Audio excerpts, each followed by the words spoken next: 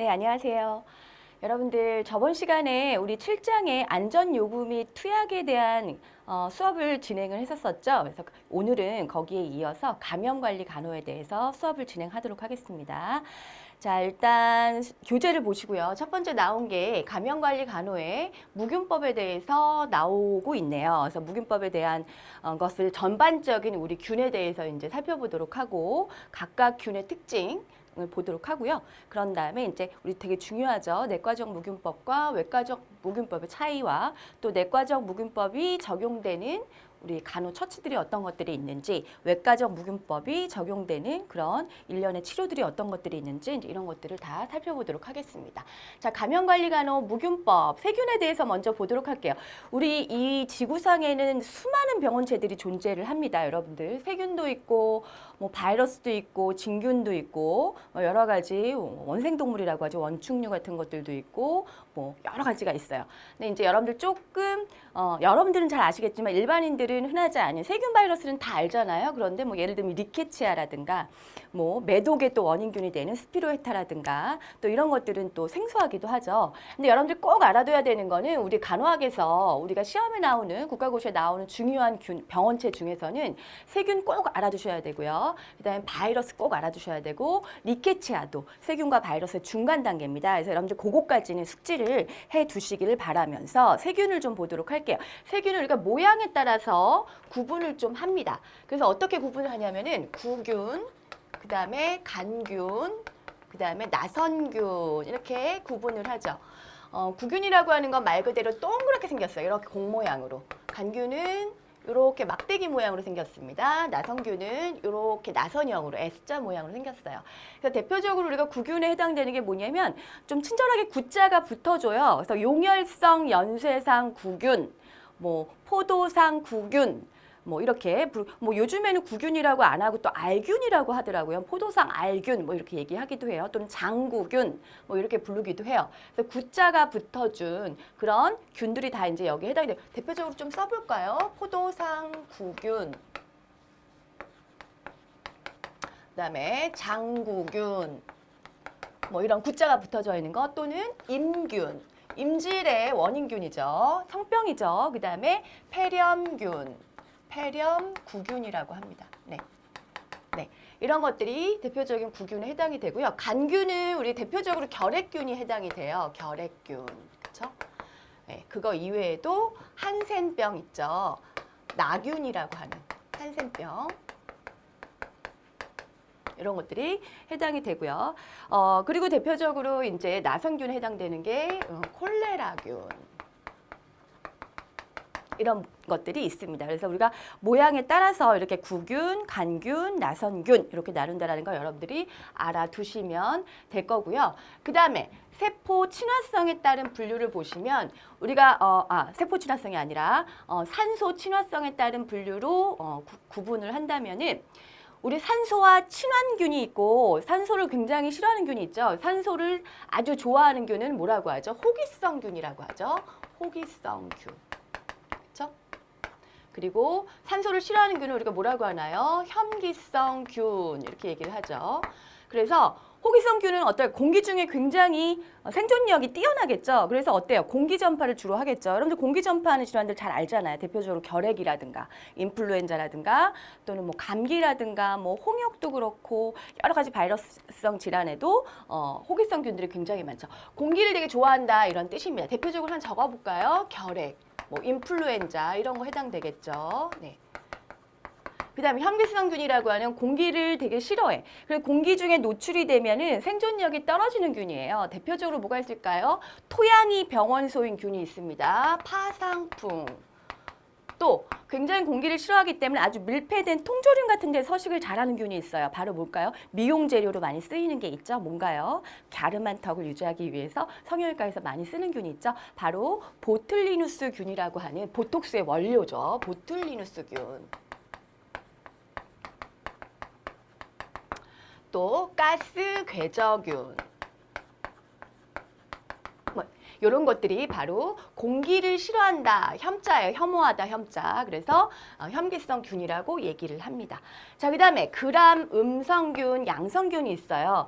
우리 그람이라고 하는 염색체에 어떤 약에 염색을 했을 경우에 붉은 색깔로 보이면은 자, 크리스탈 바이올렛이라는 게 있어요. 크리스탈 바이올렛이라고 하는 거 보니까 보라색이겠죠.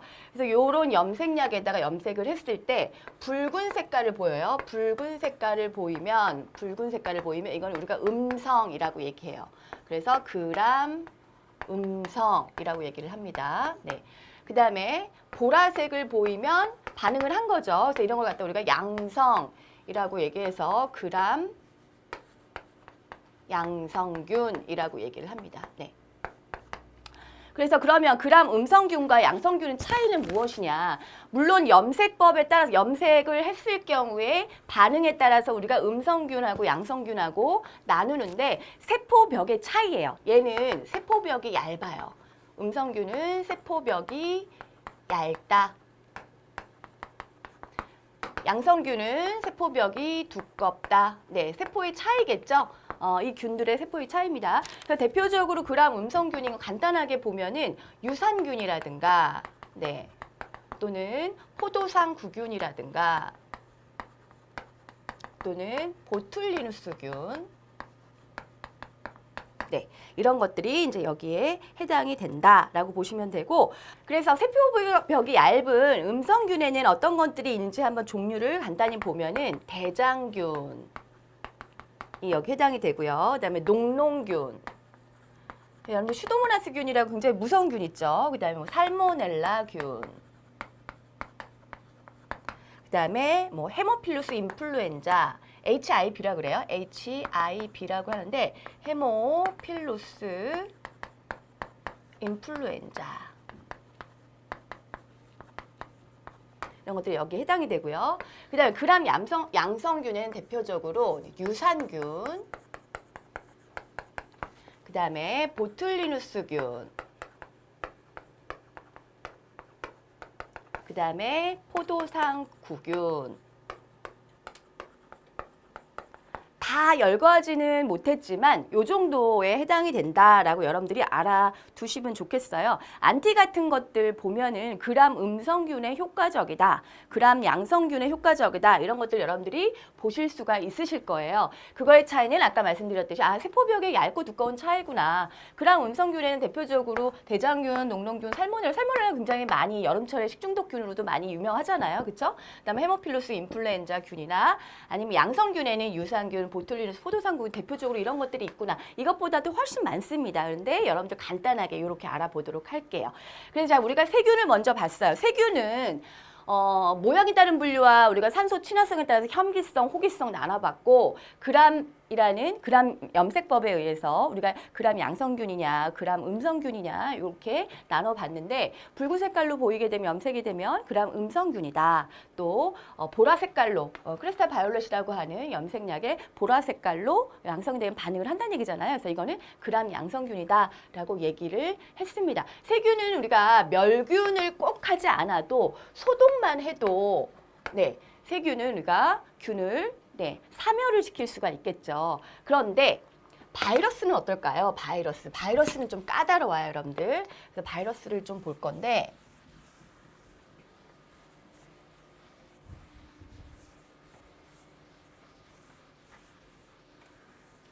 지금 우리가 세균에 대해서 얘기했지만 세균에 해당되는 균들이 굉장히 다양했었죠.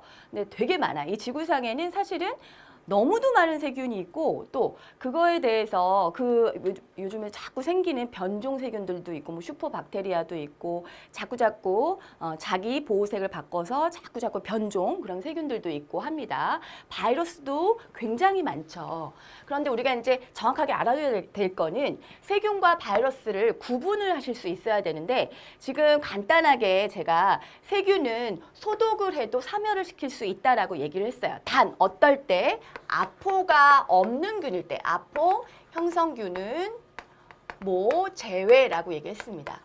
자, 세균은 소독만 해도 되는데 아포 형성균을 제외하고라고 얘기를 했어요. 그러니까 아포를 형성하는 세균은 꼭 뭘 해야 된다는 얘기예요? 멸균을 해야 된다는 얘기겠죠. 바이러스도 역시 멸균을 해야 됩니다. 멸균. 네, 멸균. 가능이고, 네. 멸균은 아포형성균도 사멸 가능. 이렇게 알아두시면 좋겠습니다. 그리고 세균은 항생제 반응 잘하죠. 우리 안티바이오틱스에 아주 반응을 잘합니다. 그런데 바이러스는 그거에 반해서 어때요? 항생제 반응을 안 하죠. 네, 항생제 반응을 하지 않습니다. 그래서 감기 걸렸을 때 우리 감기가 뭐예요? 바이러스 질환이잖아요. 감기 걸렸을 때 보통 약을 먹어도 안 먹어도 우리가 증상은 똑같이 진행이 된다. 그런데도 불구하고 우리 이비인후과 가거나 병원 가면은 안티를 처방을 해주시죠. 의사 선생님들이. 그 이유는 뭘까요?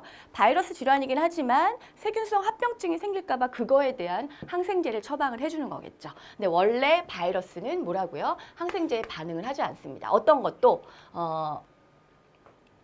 네, 항생제에 반응을 하지 않는다는 거 꼭 알아두시고요. 근데 세균은 항생제에 반응을 한다는 거 잘 알아두시면 되겠습니다. 그리고 세균은 네, 아포형성균을 제외하고는 소독만 해도 되고 바이러스는 꼭 멸균을 해야 된다는 것도 여러분들이 같이 알아두시면 좋겠고요. 그리고 이것도 하나 알아두실게요. 세균 같은 경우에는 일반 현미경으로 관찰 가능.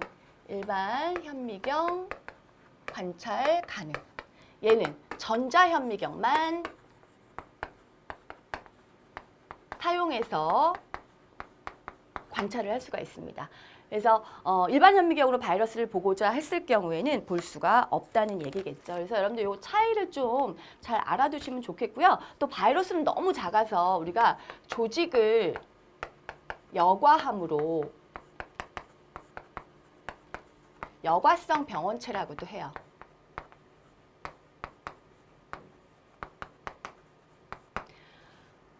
굉장히 작기 때문에 조직세포에서 볼 수 있고 그런 세포를 여과를 하기 때문에 여과성 병원체다 이렇게 부르기도 한다라고 여러분들이 알아두시면 좋겠고요. 역시 바이러스는 꼭 멸균을 해야 된다는 거 그렇게 구분을 하시면 되겠습니다. 그 다음에 이제 진균 볼까요? 여러분들 또 다른 병원체 진균을 볼게요. 진균.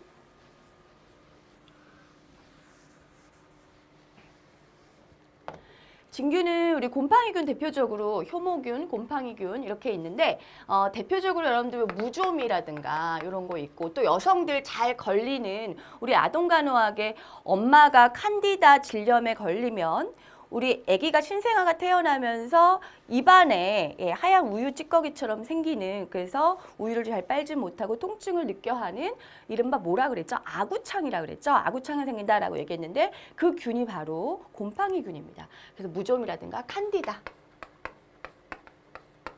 이런 것들이 곰팡이균의 효모균, 곰팡이균에 해당이 된다라고 알아두시면 되고요. 여기 뭐 진균의 표재성, 중간성, 전신성 감염으로 분류라고 했는데 별로 중요한 의미는 아니니까 대표적으로 이런 진균에는 무좀이라든가 칸디다증 이런 것들이 있다라고 구분을 하시면 되겠어요. 자, 리케치아. 리케치아는 이제 여러분들은 잘 아시겠지만 일반인들은 세균하고 바이러스는 잘 알지만 리케치아는 잘 모릅니다. 얘는 이렇게 알아두시면 돼요. 세균과 바이러스의 중간 단계다 그렇게 알아두시면 될 것 같아요. 즉 세균의 성격도 갖고 있고 바이러스의 성격도 갖고 있다라는 뜻입니다. 그래서 어떨까요? 항생제 반응 잘해요. 항생제 반응 잘한다. 또 일반 현미경으로 볼 수 있다. 그리고 또 하나 신기하게 바이러스처럼 조직세포에서 관찰이 가능해요. 조직세포에서 볼 수 있다. 이런 점이 세균과 바이러스의 어떤 중간 단계쯤 되면서 그걸 다 갖추고 있다는 얘기죠. 대표적으로 찌찌가무시 중요하죠. 자, 첫 번째 찌찌가무시 이거 양충병이라고 해요. 양충병. 진드기에 의한 질환이에요. 그래서 주로 리케치아는 벼룩이나 진드기에 의해서 많이 생긴다라고 얘기했는데 여기 뭐 유행성 붙여도 되고 안 붙여도 좋아요. 발진 티푸스. 네, 요거 두 번째. 여기 하나 더 적어드릴게요. 발진열. 리케치아가 병원소인 질환은 많지 않으니까 여러분들이 좀 외워두시면 좋겠죠. 발진열, 발진티푸스, 양충병이라 분류는 찌찌가무시 이런 것들이 있다라고 알아두시면 됩니다.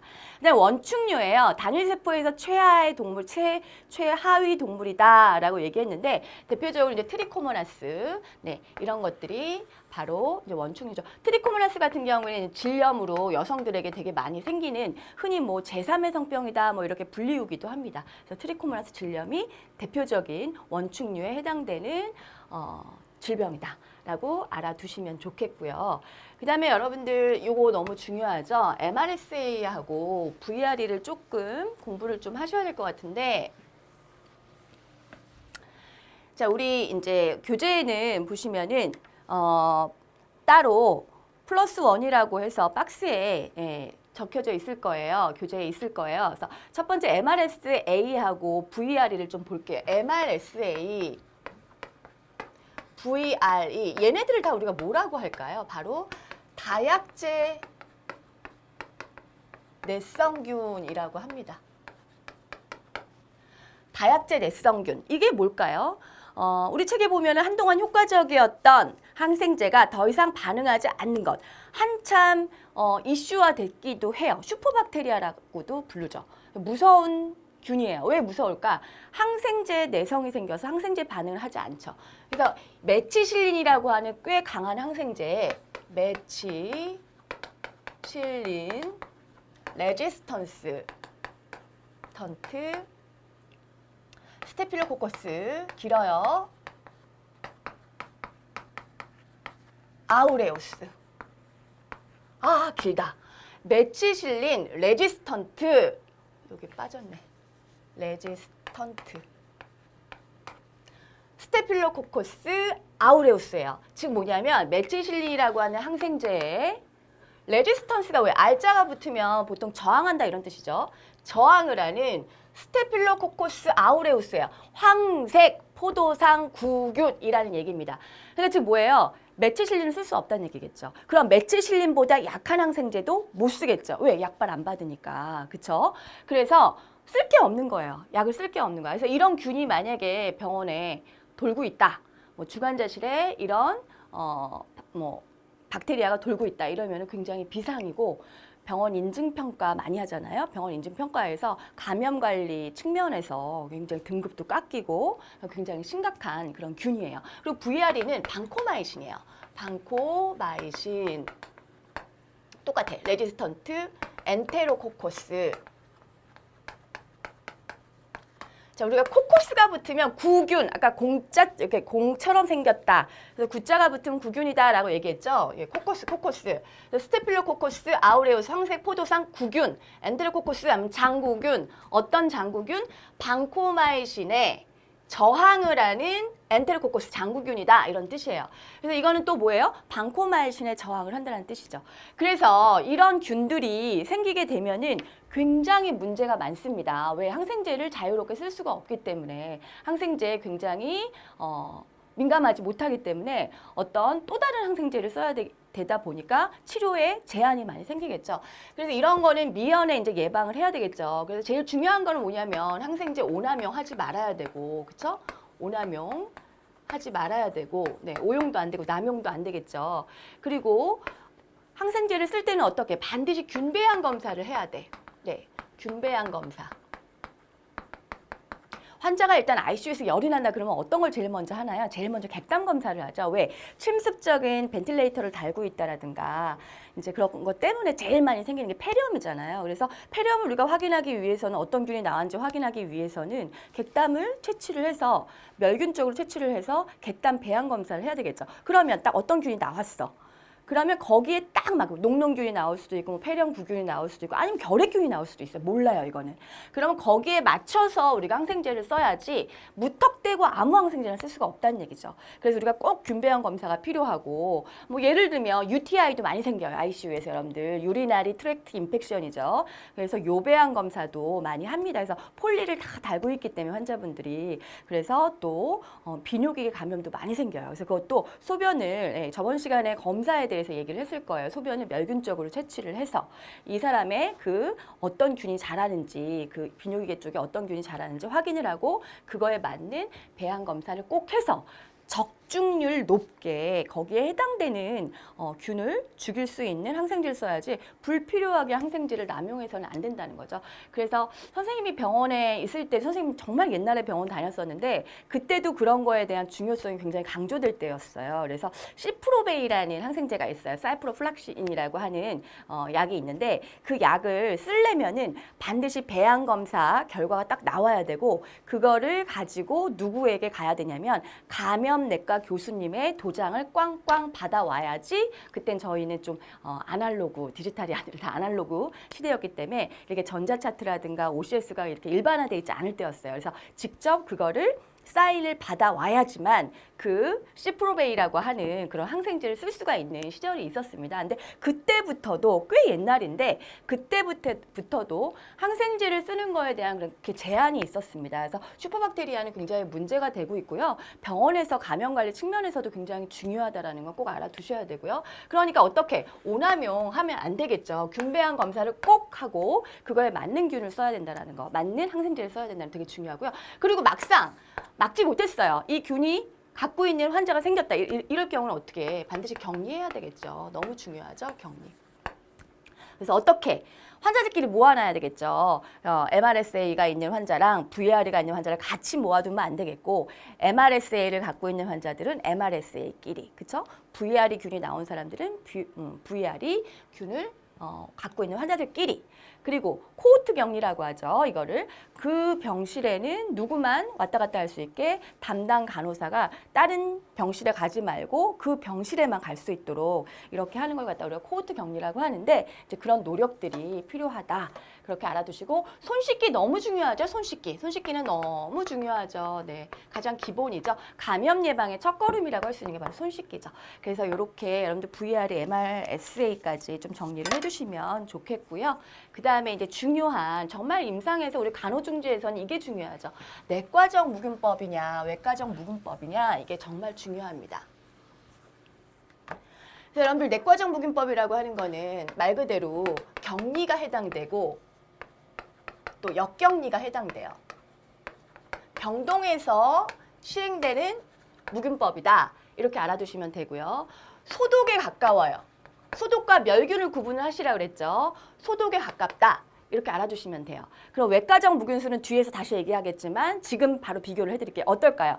외과적 무균법은 격리, 역격리가 아닌 수술실에서 시행되어지는 그런 완벽한 아포형성균도 모두 바이러스도 모두 병원성, 비병원성 모든 그런 병원체를 다 싸그리 사멸시킬 수 있는 완벽한 멸균법이 바로 외과적 무균법이겠죠. 그렇다고 병동에서 수술실이 아닌 병동에서 외과적 무균법을 시행하지 않느냐? 시행을 합니다. 수술실에서는 당연한 거고요.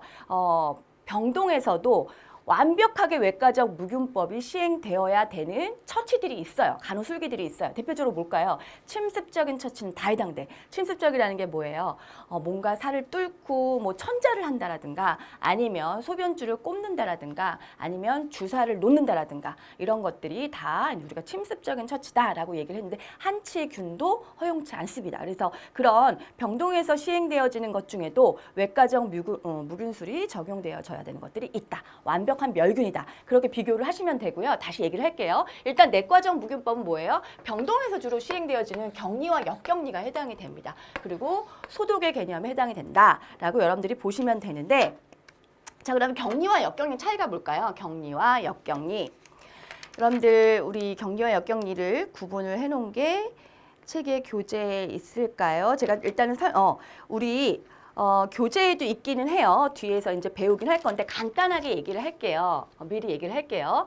우리 격리는 환자를 보호하기 위한 겁니까? 아니면 환자 이외의 사람을 보호하기 위한 건가요? 예, 격리는 환자 이외의 사람에게 환자가 균을 퍼뜨릴까 봐 환자끼리 모아두는 거겠죠. 그리고 역격리는 뭘까요? 우리가 다른 말로 보호적 격리라고도 해서 이거는 감수성이 굉장히 높은, 감수성이 높다라는 말은 어떤 뜻일까요? 반대로 얘기하면 면역력이 떨어졌다는 얘기겠죠. 예를 들면 어떤 환자인가요? 백혈병을 앓고 있다라든가 신생아라든가 또는 장기 이식을 받은 환자들, 그 억제제 같은 것들을 사용을 하게 되면 면역력이 떨어지겠죠. 케모세라피를 받고 있다라든가 이런 경우에는 어때요? 완전 무방비 상태입니다. 감염에 대해서. 그렇기 때문에 이런 분들은 아주 완벽한 무균실에 면역액도 다 제한하고 아주 완벽한 무균실에 따로 이분들을 모셔야 되는데 그런 걸 갖다 우리가 역격리 또 다른 말로 이게 더 외우기 쉬우실 거예요. 보호적 격리라고 얘기를 합니다. 그래서 요거 다시 얘기하도록 할게요. 그래서 내과적 무균법 정의를 보시면 우리 책에 볼까요? 미생물이나 병원체의 수와 전파를 줄이는 방법.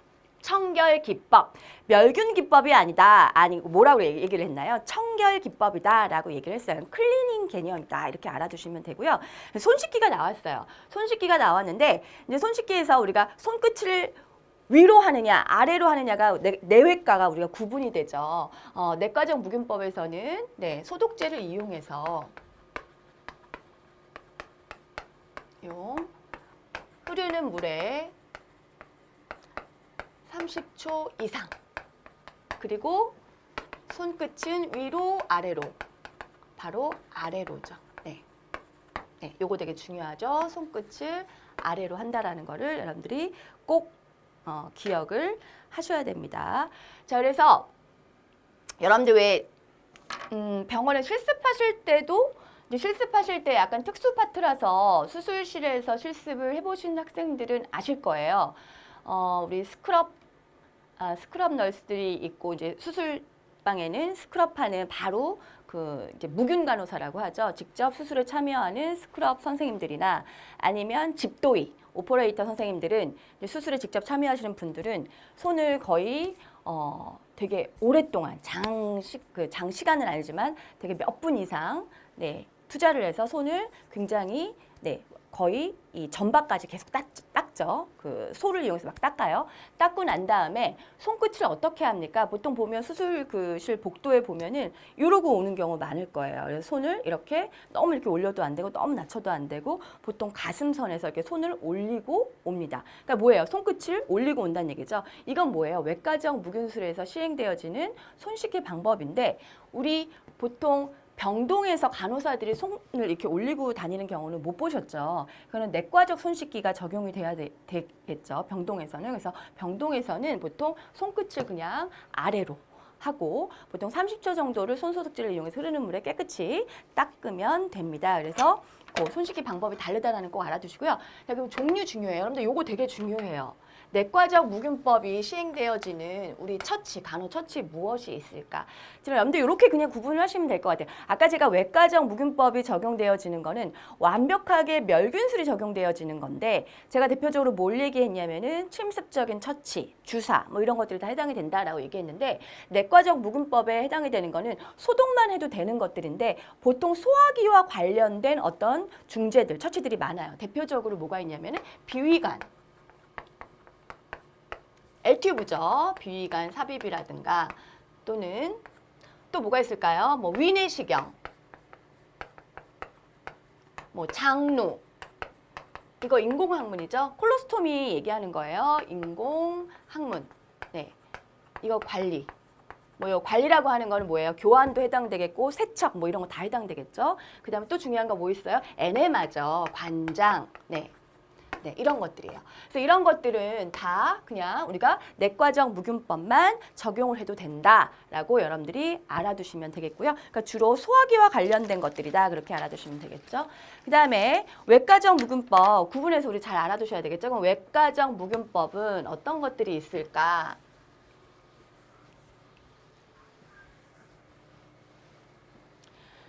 외과적 무균법은 여러분들 일단은 멸균이에요. 멸균. 네. 멸균, 아포까지 모두 다 사멸시킬 수 있는 멸균이다. 그리고 주로 어디? 수술실에서 시행이 되어지는 그런 멸균 방법이다. 라고 얘기를 했고요. 정의를 보시면 외과적 무균법, 장비에 아포를 포함한 미생물이 전혀 없도록 아포를 사멸한다. 하나 더 적어둘까요? 아포를 사멸한다. 네. 우리 아포라는 거 아시죠? 스포어라고도 하는데 코아, 뭐 스포아 이렇게 많이 불러요. 조금 더 알아듣기 쉽게 얘기하면 포자. 포자라고 하면 조금 더 쉽겠죠. 세균의 표면이 아니라 그 안에 있는 아주 그 중앙에 있는 굉장히 중요한 포자. 이걸 갖다가 우리가 이제 아포다 이렇게 표현을 하는데 그것까지 다 사멸을 시키려면 뭘 해야 된다? 바로 멸균을 해야 된다라고 알아두시면 되겠고요. 뭐 종류는 물리적 멸균, 화학적 멸균 이렇게 있어요. 대표적으로 우리 두 개만 볼게요. 물리적 멸균으로 아주 너무너무 중요한 게 있죠. 오토클레이브. 이게 뭔가요? 오토클레이브. 바로 고압증기 멸균. 이거 너무 많이 쓰죠. 고압증기 멸균. 그래서 여러분들 임상에서 완벽해요. 완벽한 멸균법이고 굉장히 경제적이고 비용도 많이 들지 않고 또 특별한 몇 가지 물품을 사용할 수는 없다라는 단점이 있지만 그거 이외에는 단점보다는 장점이 훨씬 많아요. 그래서 가장 많이 쓰는 멸균 방법이기도 합니다. 그래서 이 조건이 있죠. 보통 120도씨에서 130도씨. 15에서 17 기압으로 보통 30분 정도, 30분 이상. 우리 책에는 뭐 30분에서 40분으로 나왔어요. 근데 어떤 책에는 또 30분이라고 나온 책도 있더라고요. 그래서 우리가 여러분들 평균적으로 한 30분 정도다라고 알아두시면 될 것 같아요. 그러니까 고압증기 멸균은 뭐예요? 원리가 물리적인 압력과 그다음에 수증기와 열을 이용해서 멸균을 하는 거겠죠. 근데 여러분들 수별과 건열이 있어요. 어떤 게 더 효과적이에요? 어떤 게 더 침투적인가요? 당연히 수별이 더 효과적이고 침투를 더 잘하죠. 그렇기 때문에 얘가 굉장히 좋은 방법이라고 할 수가 있겠죠. 근데 금기가 있어요. 금기. 자, 압력을 이용해요. 깨지는 거 안 돼.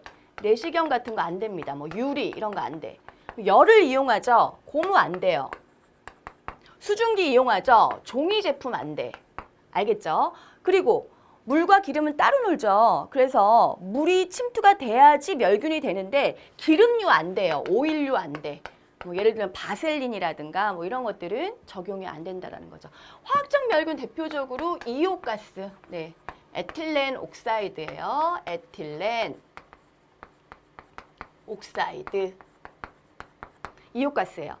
얘는 고압증기 못하는 것들을 할 수가 있어요. 예를 들면 내시경이라든가 또 종이류, 그쵸? 그 다음에 뭐 고무류, 네. 이런 거 할 수 있어요. 근데 얘는 단점이 많아. 단점이 뭘까요? 아무래도 화학적 멸균법이라 가스가 주입이 돼야 돼요. 그래서 얘는 우리가 뭐 냉멸균이라고도 해. 냉멸균. 온도가 보통 한 30, 40도 정도에서 시행을 하기 때문에 그다지 열이 필요하지 않아요. 그러니까 온전히 뭐에 의존을 하는 건가요? 바로 가스에 의존을 하는 거거든요. 그러니까 화학적 가스에 아무래도 노출되다 보니까 어떨까요? 단점으로는 유해성 논란이 있어. 네, 유해성 논란. 그래서 통기 시간이 필요해. 통기 시간. 네, 통기 시간이 보통 한 6시간에서 8시간 네, 이 필요하다라는 거. 그리고 또 비싸요. 비경제적이야. 네. 네, 요게 단점이에요. 그런데 최고의 장점이 뭐예요? 네, 요거. 네. 요거를 할 수 있다라는 거. 그리고 또 하나 장점이 유효기간이 길어요. 유효기간이 길다. 네, 요거. 그래서 이오가스 장점은 저거 유효기간이 길다.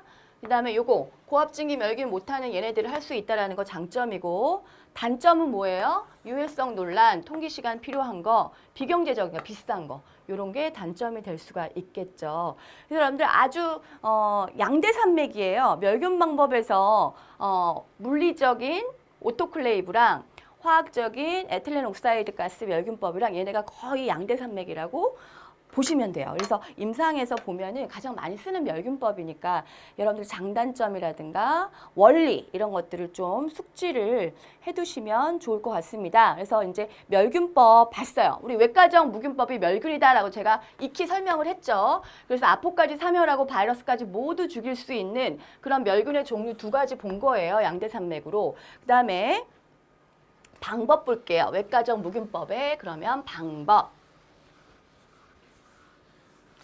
우리 손 씻기 강조했는데 아까 내과적 무균술에서는 손을 어떻게 한다고 그랬죠? 손을 씻고 나면은 어떻게 한다? 내린다 그랬어요. 근데 얘는 손 씻기에서 손끝을 올린다. 네, 요거 꼭 알아두셔야 되겠고요. 그 다음에 멸균 지침이 있어요. 그래서 우리 교재를 보시면은 멸균 포장이 젖으면 무조건 오염된 것으로 간주한다. 이것도 중요하죠. 여러분들 소독액에 젖어도 이 소독포가 소독액에 젖어도 우리가 오염된 걸로 간주합니다. 그래서 여러분들 여러 가지 우리 세트 같은 거 준비할 일이 많이 있으실 거예요. 여러분들이 이제 병원에 취업을 하시면은 뭐 파라센테시스를 한다라든가 소라센테시스를 한다라든가 뭐 이렇게 뭐 복강천자, 뭐 흉강천자 이런 걸 한다라든가 또 뭐가 있을까요? 뭐 룸바 천자를 한다라든가 여러 가지 어떤 세트들이 되게 많이 우리가 이제 만들 일이 되게 많아. 그럼 거기에 뭐 생리식염수를 부어야 된다. 그럴 경우에 막 이렇게 멀리서 중력에 의해서 멀리서 이렇게 떨어뜨리게 되면 옆에다 튀겠죠. 그럼 소독포가 어떻게 될까? 젖어요. 그럼 아무리 소독액에 생리식염수에 젖는다고 하더라도 우리가 그거를 완벽하게 멸균됐다라고 간주할 수 없다라는 거죠. 그럼 어떻게 해야 될까요? 예, 낮게 따라야 되겠죠. 그래서 무조건 소독포가 젖으면 우리는 그거를 뭘로 컨타됐다라고 얘기해요. 컨타미네이션 됐다라고 간주한다. 여러분들 그렇게 알아두시면 되겠고요.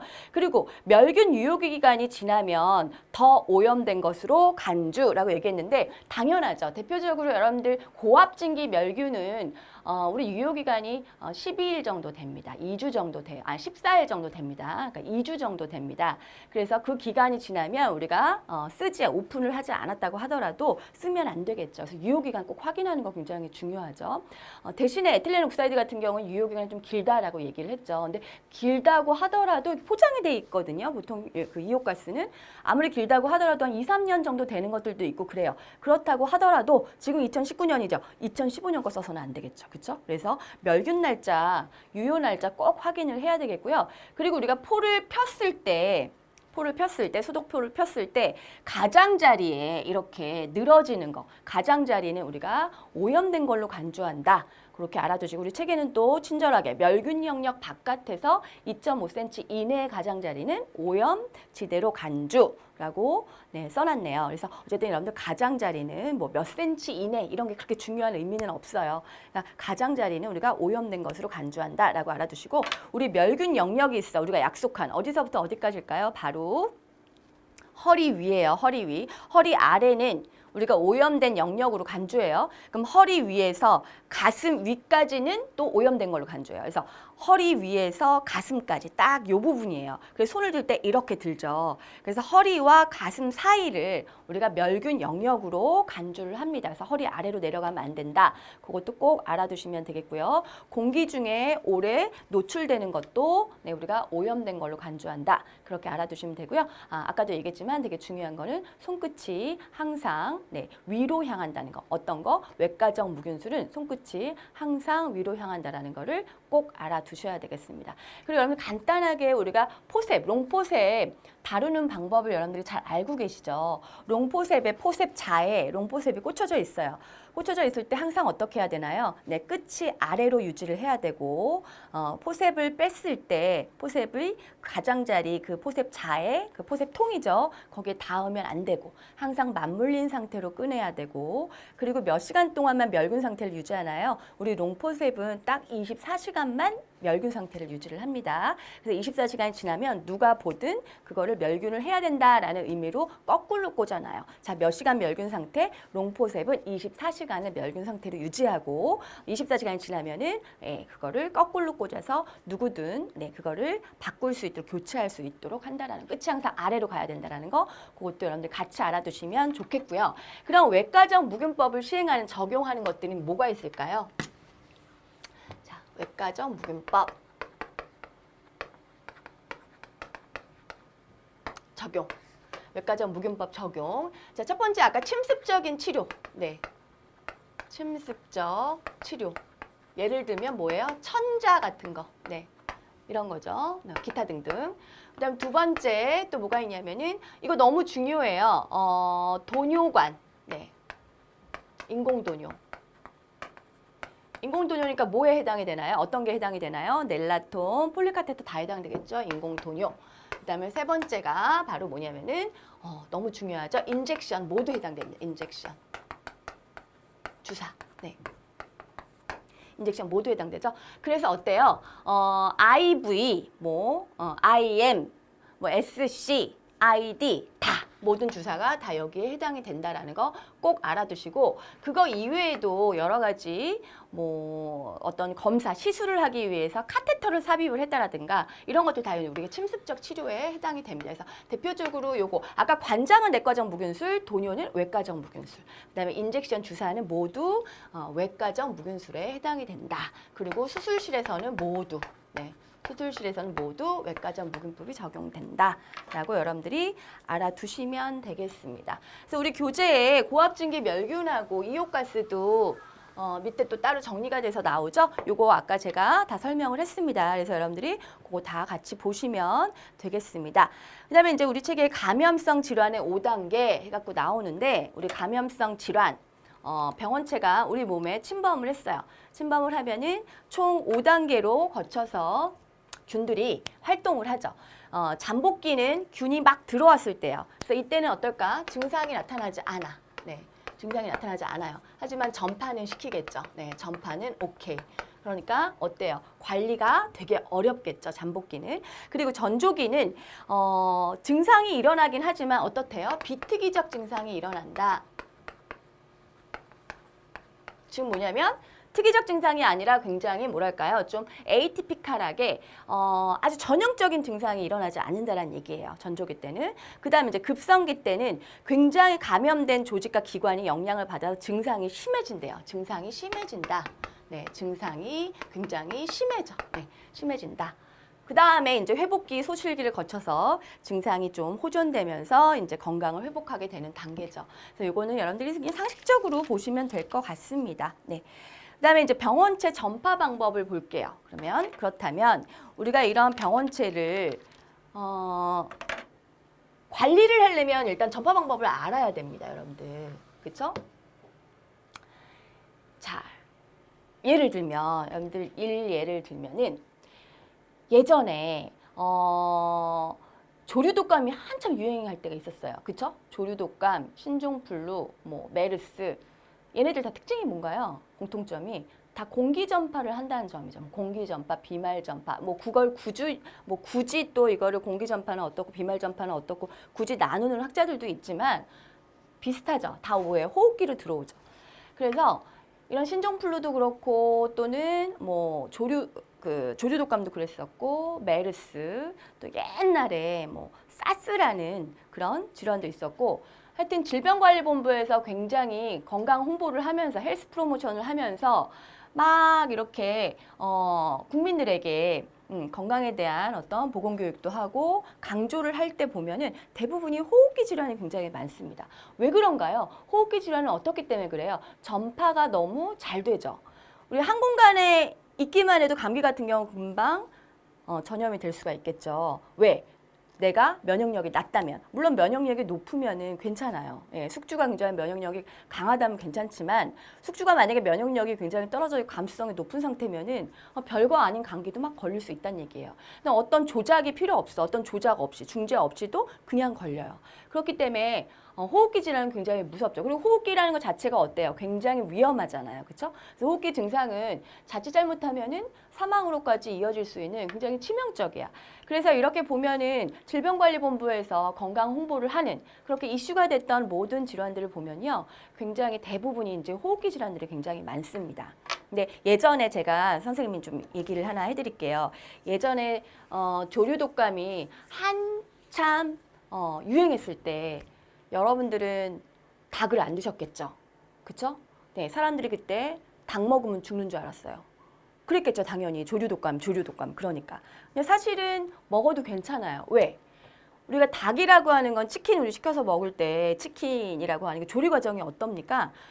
털을 다 뽑아서 아주 그냥 한 140도, 170도 굉장히 높은 온도에서 바짝 튀겨서 어떻게 하나요? 그거를 호흡기로 집어넣는 게 아니라 어디로? 소화기로 우리가 먹죠. 입으로 먹어서 식도를 통해서 우리가 위장으로 가잖아요. 그렇기 때문에 사실은 전파 경로 자체가 다르다는 거죠. 그래서 그렇게 정말 되게 뭐라 그러냐, 막연하게 그렇게 공포감을 가질 필요까지는 없었다는 거죠. 그래서 이제 그런 것들이 국가에서 질병관리본부에서 잘 국민들에게 정확하게 해야 되는 건강 홍보 방법이 아닌가 그런 생각을 해봤어요. 근데 여러분들은 알고 계셔야 되겠죠? 전파 경로 자체가 다른 거예요. 그래서 여러분들 공기 전파하는 것도 있고 또는 어떤 매개체가 있어서 매개체가 전파를 시키는 거. 그러니까 이런 거는 우리 간접 전파라고 하겠죠. 왜? 직접 A와 B가 딱 만나서 직접 걸리면 우리가 이걸 직접 전파라고 해요. 근데 중간에 매개체가 있어요. 매개체를 통해서 A와 B가 연결이 돼서 병에 걸렸다. 그러면 이건 매개체가 있는 거니까 직접 전파가 아니라 이거는 간접 전파다. 이렇게 표현을 하겠죠. 그럼 우리 한번 교재 볼게요. 직접 접촉에 의한 전파가 있네요. 직접 접촉. 그래서 거기에는 보면 직접 접촉에 의한 접촉 전파에는 직접과 간접이 있네요. 근데 직접에는 사람과 사람이 직접적으로 신체적 접촉을 통해서 걸리는 경우예요. 직접적으로. 대표적으로 뭐가 있을까요? 뭐 성병 같은 경우. 네, 여기 해당이 되겠죠. 그렇죠? 그다음에 간접적으로 걸리는 경우는 보통 체액에 의해서 체액이라고 하는 매개체에 의해서 간접적으로 접촉이 되는 경우인데 뭐 B형 간염이라든가 뭐 에이즈, 뭐 매독 뭐 이런 것들이 될 수가 있겠죠. 뭐 B형 간염 같은 경우에 매독, 에이즈 셋 다 전파 경로가 똑같은데 어떤 건가요? 뭐 혈액도 될 수 있고 전파 경로로 또 어떤 것도 될 수 있나요? 여성의 질 분비물이라든가 남성의 정액이라든가 이런 것들을 통해서 체액을 통해서 걸릴 수가 있다라는 거죠. 이런 간접 전파.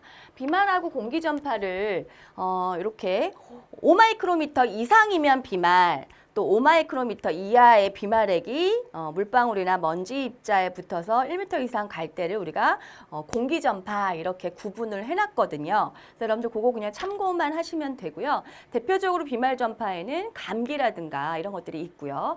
공기 전파는 보통 대표적으로 이제 결핵균을 우리가 예를 들 수가 있겠죠. 그냥 매개 전파는 아까도 얘기했듯이 어떤 매개체가 있는 거예요. 그래서 오염된 음식이라든가 물, 뭐 장비 이런 거에 의해서 생기는. 그래서 우리가 오염된 음식, 물 이런 거에 의한 매개체에 의해서 전파된 질환을 이른바 뭐라 그래요? 수인성 감염병이라고 얘기를 하죠. 그렇죠? 네. 수인성 감염병이라고 얘기를 하죠. 이거 이외에 생물체도 있죠. 생물체에 의해서 절지동물이라든가 그 뭐 예를 들면 모기에 의한 뭐가 있어요? 뭐 말라리아라든가 네. 그렇죠? 그다음에 또 뭐가 있을까요? 뭐 일본내염 이런 게 있죠. 네. 뭐 댕기열, 황열 이런 것도 우리가 매개 전파에 해당이 되겠죠. 뭐 파리에 의해서는 뭐 장티푸스 이런 거. 아까 얘기했듯이 또 뭐였죠? 리케차가 우리가 그 병원체인 질환이 있었어요. 뭐가 있냐면은 쯔쯔가무시 같은 거. 쯔쯔가무시 이런 거는 아까 뭐라 그랬어요? 진드기. 네.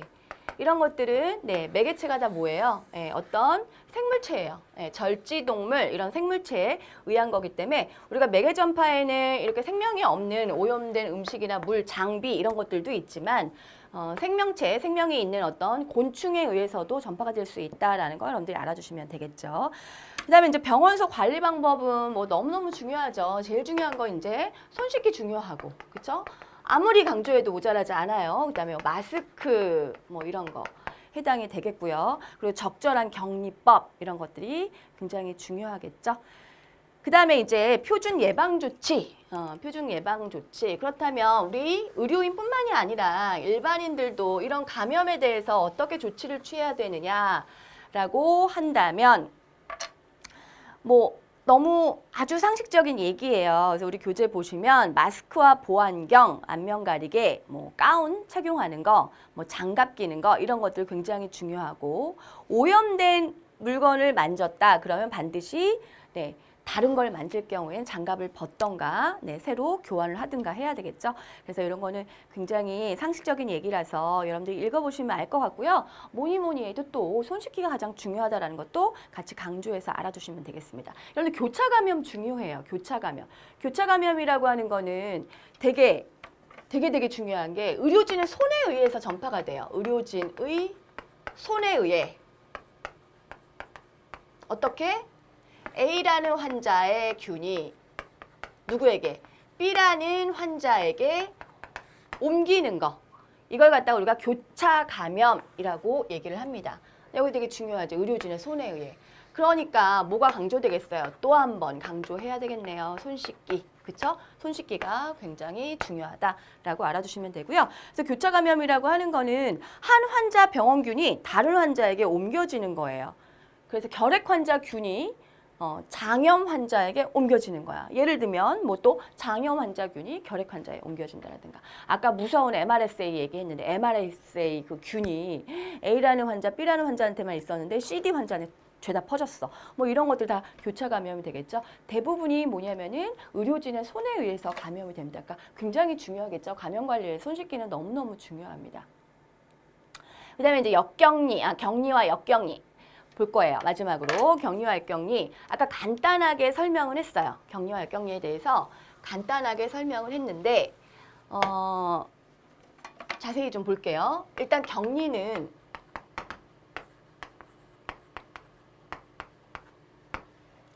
누굴 보호하기 위한?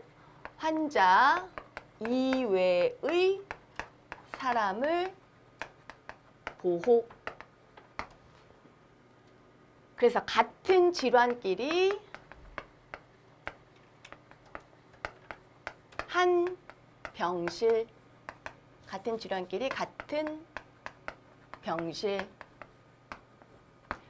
대표적으로 뭐가 있을까요? 메르스가 될 수도 있고, 그 다음에 또 뭐 결핵병동 이렇게 얘기하잖아요. 결핵병동, 뭐 신종플루 이런 거. 네, 이런 것들이 바로 우리가 격리다라고 얘기하고, 격리병실은 어때야 되나요? 격리병실에 있는 공기가 바깥으로 나오게 되면 다른 것도 오염을 시키겠죠. 다른 환자에게도 위험하겠죠. 그렇기 때문에 격리병동에 있는 공기는 바깥으로 나오면 안 돼요. 그래서 이런 걸 갖다 뭐라고 해요? 자, 중요하니까 우리가 표시를 좀 할게요. 바로 음압병동이다라고 얘기하죠. 음압병동. 네, 음압, 양압 헷갈리시면 안 됩니다. 그 다음에 역격리다. 역격리, 여러분들 역격리, 격리 좀 헷갈리시면은 차라리 역격리를 보호적 격리 이렇게 알아두시는 게 더 외우시기 좀 편하실 것 같아. 보호적 격리다. 이거는 감수성이 어떤 사람들? 감수성이 높아. 반대로 뭐가 낮아요? 면역력이 낮아. 이런 환자들이 감염에 굉장히 노출돼 있어요. 그렇기 때문에 어떻게 이런 환자들을 1인실 따로, 그래서 그 안에 다 화장실도 있어야 돼. 그 안에서 모든 걸 해결해야 되고 그런 환자들이에요. 이걸 갖다 우리가 역격리라고 하고, 이런 환자는 어떨까요? 양압병동. 이거는 어떤 의미예요? 외부의 공기가 안으로 들어오면 안 돼. 환자 안으로 들어오면 안 돼요. 왜? 굉장히 감염에 노출돼 있기 때문에. 그래서 우리 여러분들 책에 보시면은 요거 좀 더 할게요. 격리에 여기 메르스 격리, 신종플루도 있고 중요한 거 MRSA 요즘 너무 중요하니까 MRSA 또 VRE 요것도 격리에 해당이 됩니다. 역격리에 해당되는 이제 양압병동 같은 경우에는 대표적으로 어떤 환자, 백혈병 환아라든가 백혈병 수학과에만 걸리는 건 아니까 백혈병 환자라든가 또는 장기 이식 환자라든가 또는 항암 치료, 네. 이런 치료들을 받는 환자들이 이제 우리가 역격리를 해야 되고, 양압병동, 그래서 밖에 공기가 안으로 못 들어오게 면회객도 다 제한하잖아요. 그렇게 보호를 해줘야 된다라고 얘기했고, 우리 여러분들 책에 보면은 면역성이 약한 민감한 환자를 외부 감염으로부터 보호하기 위한 행위, 이거 여러분들 다 아시는 거죠. 예를 들면 이제 제가 이런 것들 적어드리기도 했는데, 여기 ANC 여러분들 배우셨죠? ANC 또는 CD4가 저하, 뭐 이렇게 나와 있어요. ANC는 여러분들 절대적 호중구수죠. 호중구수. 앱솔루트 뉴트로필 카운트예요. 이거 아마 구하는 방법도 배우셨을 거예요. 안 배우셨으면 그냥 선생님이 알려드릴게요. 네, 백혈구 이거 구하는 거 ANC 구하는 방법이에요. 수 곱하기 호중구 백분율 이렇게 구하면 됩니다. ANC는. 그다음에 호중구라고 하는 거 자체를 잘 모르시죠? 아시죠? 네, 모르시지 않으실 거예요. 호중구라고 하는 건 무과립 중에 하나예요. 과립구 중에 하나예요. 과립구. 네. 우리 백혈구는 과립구와 무과립구가 있어요. 그래서 여러분들 무과립구에는 단핵구와 림프구가 있고, 그다음에 과립구에는 뭐가 있냐면 호중구, 호산구, 호염기구가 있어요. 중성을 좋아하는 세포다. 그래서 호중구. 산성을 좋아한다. 그래서 호산구. 염기성을 좋아한다. 그래서 호염기구라고 하는데 그중에 이 호중구라고 하는 게 뉴트로필이라고 하는 세포가 백혈구 중에서도 굉장히 면역 역할을 식균 작용을 아주 열심히 하는 세포입니다. 그래서 보통 케모세라피를 받는다. 또 내지는 뭐 면역 억제 어떤 요법을 받는다 그러면은 일단 호중구 수부터 굉장히 많이 계속 모니터링을 하면서 팔로우업을 하면서 치료를 진행을 하죠. 그래서 ANC를 꼭 주기적으로 저기를 합니다. 그 체킹을 합니다. 체킹이 되게 중요한 의미이기 때문에 임상적으로 중요한 의미이기 때문에 그래서 보통 1500 이하이면은 우리가 이거를 호중구 감소증이다 이렇게 얘기를 합니다. 네.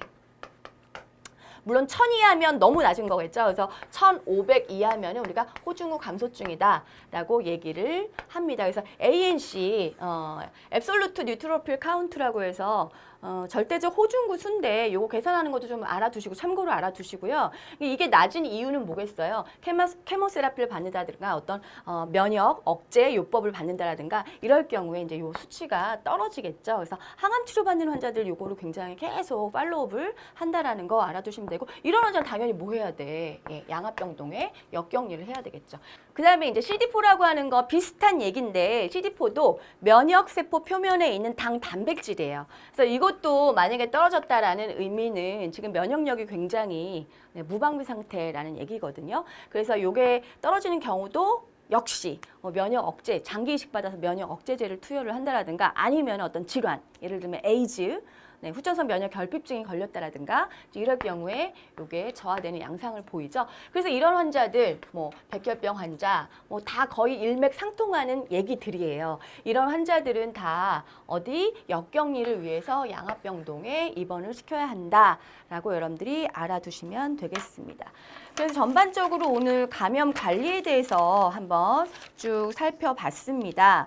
그래서 여러분들 꼭 알아둬야 되는 거는 내과적 무균법과 외과적 무균법의 차이, 멸균이냐 소독이냐 이런 거 알아두셔야 되고요. 그다음에 세균과 바이러스의 차이 이런 것도 꼭 알아두셔야 되겠고, 그다음에 이제 여러 가지 고압증기 멸균이라든가 이육가스 멸균의 장단점, 뭐 기전 이런 것도 좀 봤었고, 그다음에 우리가 전반적으로 병원체 전파 방법이라든가 또 격리와 역격리가 어떤 거고 교차 감염이 어떤 건지 개념에 대해서 오늘 좀 얘기를 쭉 했어요.